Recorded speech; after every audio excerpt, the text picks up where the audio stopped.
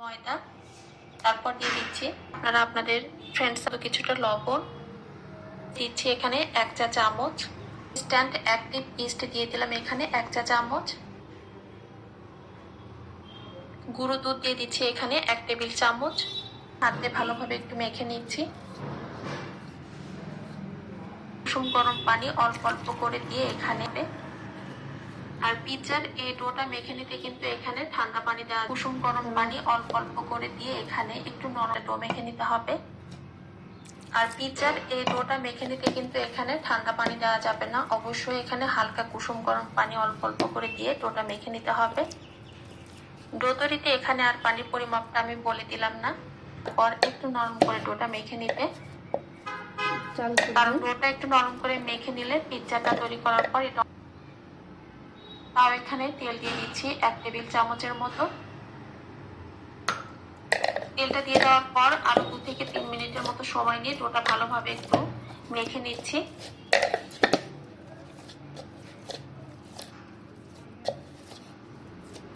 আর do তৈরি করতে অবশ্যই চেষ্টা করবেন ভালো মানের, ভালো ব্র্যান্ডের ইস্টটা দিতে।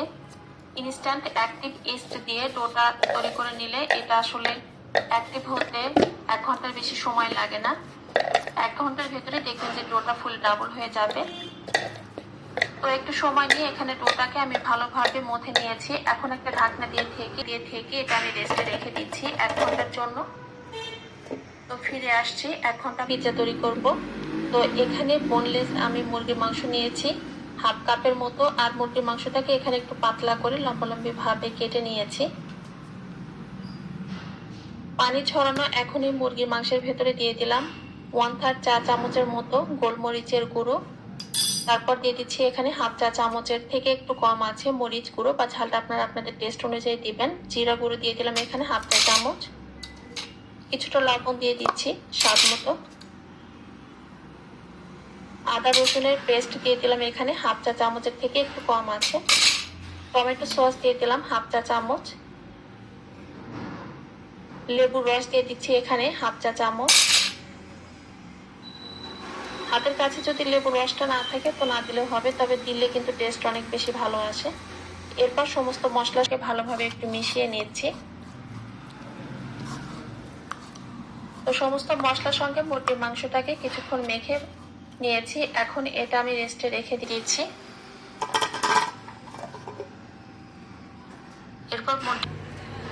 এরপর মুরগির মাংসটা ভাজার জন্য দিয়ে দিলাম 1 চা চামচ তেল।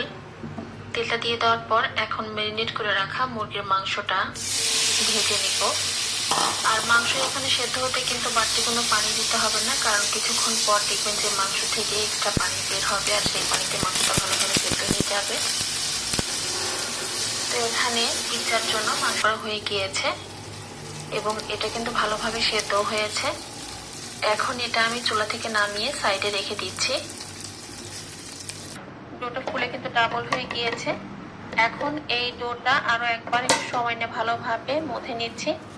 আর যেমনটা বলেছিলাম ডোটাকে কিন্তু এখানে একটু নরম করে মেখে নিতে হবে, আর রেস্টে রাখার পর ডোটা আর একটু নরম হয়ে যাবে।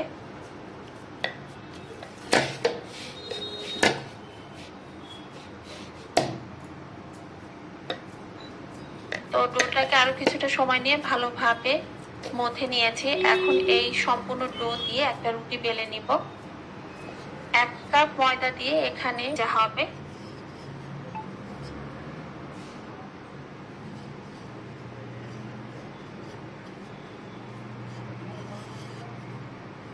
এখানে কতটুকু পাতলা বা মোটা করে বেলে নিয়েছি। রুটির একটা পাশ তুলে আপনাদেরকে আমি একটু দেখিয়ে দিলাম। তারপর একটু সমান করে নিচ্ছি, আর রুটির সাইডের অংশগুলোকে একটু উঁচু করে এটা আমি একটু সমান করে নিচ্ছি। এতে করে হবে কি, রুটিটা যখন আমরা বেক করব আর পিৎজার এই রুটিটা ফুলবে না।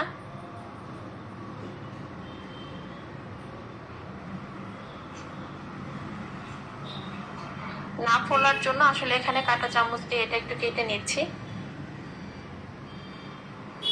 তারপর এখানে দিয়ে দিচ্ছি পিৎজা সস। সস কে কতটুকু খেতে পছন্দ করেন সেই হিসেবে দিয়ে নেবেন। দিব চিজ, এখানে আমি মজারেলা চিজ দিয়ে দিলাম। আপনারা চাইলে মজারেলা চিজের পরিবর্তে অন্য যে কোনো ধরনের চিজই কিন্তু এখানে দিতে পারবেন। চিজটাও আমি আমার টেস্ট অনুযায়ী দিয়ে নিচ্ছি। বেল পেপার, প্রথমে দিয়ে দিলাম সবুজ রঙের বেল পেপার।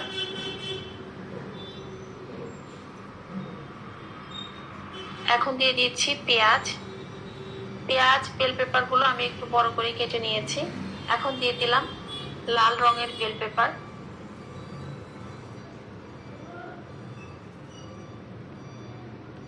তারপর দিয়ে দিচ্ছি এখানে ভেজে রাখা মুরগির মাংস। এখানে ব্ল্যাক অলিভ বানো। আর পিৎজা তৈরিতে অরিগানোটা কিন্তু অবশ্যই দিতে হবে, কারণ অরিগানো ছাড়া কিন্তু দোকানের মতো পিৎজার ফ্লেভারটা আসবে না। তো অবশ্যই কিন্তু এখানে অরিগানোটা দিতে হবে। সব শেষে দিয়ে দিলাম ড্রাই চিলি ফ্লেক্স। পিৎজাটা বেক করার জন্য প্রথমে চুলায় একটা প্যান বসিয়ে এক জায়গায় হয়ে গেছে, চামচ দিয়ে দিলে এক জায়গায় হয়ে যাবে।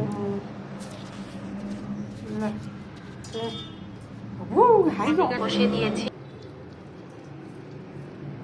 প্রথমে চুলায় একটা প্যান বসিয়ে দিয়েছি। আর যেহেতু চুলায় বেক করব, তো এই ধরনের একটা বেকিং স্ট্যান্ড লাগবে। তো বেকিং স্ট্যান্ডটা বসিয়ে দেওয়ার পর ঢাকনা দিয়ে ঢেকে চুলার আঁচটা সর্বোচ্চ হাই রেখে এটা আমি 5 মিনিটের জন্য হিট করে নিয়েছি।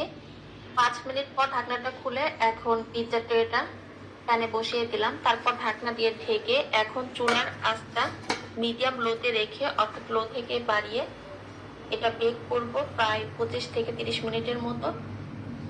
এটা আমার বেক হতে এখানে 30 মিনিটের মতো টোটাল সময় লেগেছে। তবে কম বা বেশি হতো কিনা সেটা চেক করার জন্য এই ধরনের একটা কাঠি দিয়ে এটা আমি চেক করে নিচ্ছি। কাঠিতে ক্লিন আসলে বুঝতে হবে যে পিৎজার মানে রুটির ভেতর পর্যন্ত ভালোভাবে কুক হয়েছে। আর কিছুটা অংশ কাঠিতে লেগে থাকলে সেক্ষেত্রে আরো কিছুটা সময় লো আঁচে ঢাকনা দিয়ে ঢেকে এটা চুলার উপর রেখে দিলে আসলে পিৎজাটা ভালোভাবে হয়ে যাবে। তো পিৎজাটা হয়ে যাওয়ার পর চুলা থেকে নামিয়ে এটা আমি একটু ঠান্ডা করে নিয়েছি। তারপর এটা আমি কেটে নিলাম। আর পিৎজা এখানে কতটা পারফেক্ট হয়েছে বা রুটিটা এখানে ভেতর পর্যন্ত ভালোভাবে কুক হয়েছে কিনা সেটাও আমি আপনাদের বোঝার সুবিধার্থে একটু দেখিয়ে দিচ্ছি। দেখুন রুটির ভেতর পর্যন্ত কিন্তু ভালোভাবে কুক হয়েছে এবং এটা অনেক বেশি ফুলেছে। তবে চুলার উপর বেশিক্ষণ না রাখার কারণে পিৎজার নিচের কালারটা একটু সাদা আছে, অর্থাৎ এখানে এটা একটু ডার্ক হয়নি। তো চেষ্টা করেছি প্রয়োজনীয় টিপস সহকারে এখানে চুলায় একটা চিকেন পিৎজা রেসিপি দেখানোর জন্য। আশা করছি রেসিপিটি ভালো লেগেছে। রেসিপিটি ভালো লাগলে প্লিজ ভিডিওটি শেয়ার করার অনুরোধ রইল। সবাই ভালো থাকবেন, সুস্থ থাকবেন আর আমাদের সবার জন্য দোয়া করবেন। আল্লাহ হাফেজ।